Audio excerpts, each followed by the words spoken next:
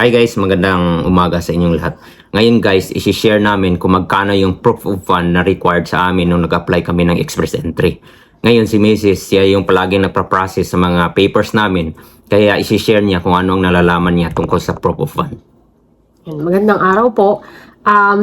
I-share ko lang po sa inyo yung dati na ginastos namin or nagamit namin or required sa amin noong 2019 at saka kung magkano na ito ngayon. Noong pong 2019, ang aming pong proof of funds requirement ay nasa $18,000 lang para po sa aming apat. So, ang primary applicant po or ang principal applicant po noon ay may required na $12,000 and then $2,000 bawat isa. So, meron po akong tatlong dependents, kaya po naging $18,000 yun. Ngayon naman po, according sa website ng canada.ca, ito po yung updated amount na kakailanganin nyo just in case you want to apply and you need the proof of funds. So, sa first applicant po o doon lang sa mga single applicant na walang asawa, walang kasamang anak, ang inyo pong requirement ay $13,700.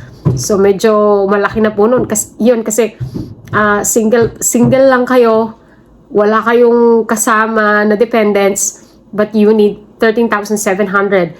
And then kung kayo naman po ay mag-asawa, ang kailangan niyo pong proof of funds ay $17,100.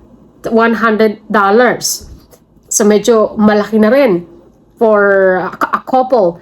And then kung kayo naman po ay mayroong isang anak, ang kailangan nyo pong proof of fund ay $21,000. Kung mayroong dalawang anak, $25,500. At kung kayo may tatlong anak, $28,900.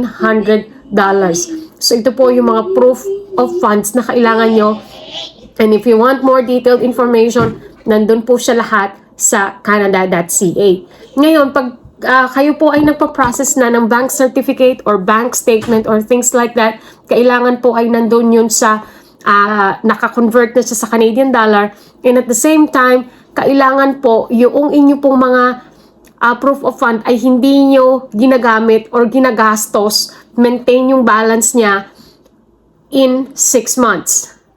Okay? Yun po yung federal requirement. But if you are a provincial nominee or something like that, may mga probinsya po na nagsasabi, nag-honor ng 3 to 4 months requirement. I'm not sure kung saan pong province yan, but you can check on the website ng canada.ca kung ano ang provincial requirement na ito sa proof of funds pagdating doon sa length of time na dapat nakastore sila sa bank account ninyo. Kaya po, dapat po ay medyo aralin din natin yun kasi hindi siya pwedeng gamitin. Ayaw ng Canada yung labas-masok na pera at ang pinakaayaw po nila ay yung tinatawag na bulk deposit or big deposit. Like for example, 500,000, biglaan mo na lang i-deposit sa account mo nang hindi naman alam kung saan ang galing yun. Okay? So, part din po ng requirement, it has to be an active account as much as possible. Kung kayo po ay employed, gamitin nyo po yung mga salary account nyo para makita nila na active talaga for many years yung inyong account kasi dun sa bank statement, nakalagay din po yun kung gaano katagal na ang relationship nyo doon sa bangko. Like in our case, since I used that bank account po since 2010, medyo na-establish ko na po yung relationship ng salary ko kasi salary account yon at doon sa bank na doon sa specific bank na yon. Ngayon, kapag po kayo ay may bulk deposit or big deposits like millions halimbawa na result yon ng inutang nyo kay mama or kay auntie or sa kung sino man, para po hindi yon ma-invalid, ang kailangan nyo po ay kumuha kayo ng notarized document ng tinatawag na deed of donation or deed of gift. Alam po ng mga abogado yan at i-attach nyo doon sa bank statement nyo. Kung kayo naman po ay nagbenta ng property, ng sasakyan or kung anuman or stocks na nagkakahalaga ng ganon kalaki, i-attach nyo naman po yung mga deed of sale or sales contract or any document na nagpapatunay ngayon po ay galing sa property na ibinenta nyo. So, I think, meron pa ba? Okay.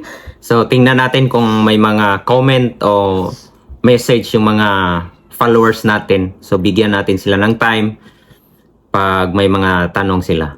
Okay? So maraming salamat sa inyong walang sawang pagsuporta sa aming mga vlogs. Sana may natutunan din kayo. And good luck sa inyong mga process dyan. Kita-kits tayo dito sa Canada o kahit saang bansa kayo makapunta. Have a nice day everyone and bye-bye.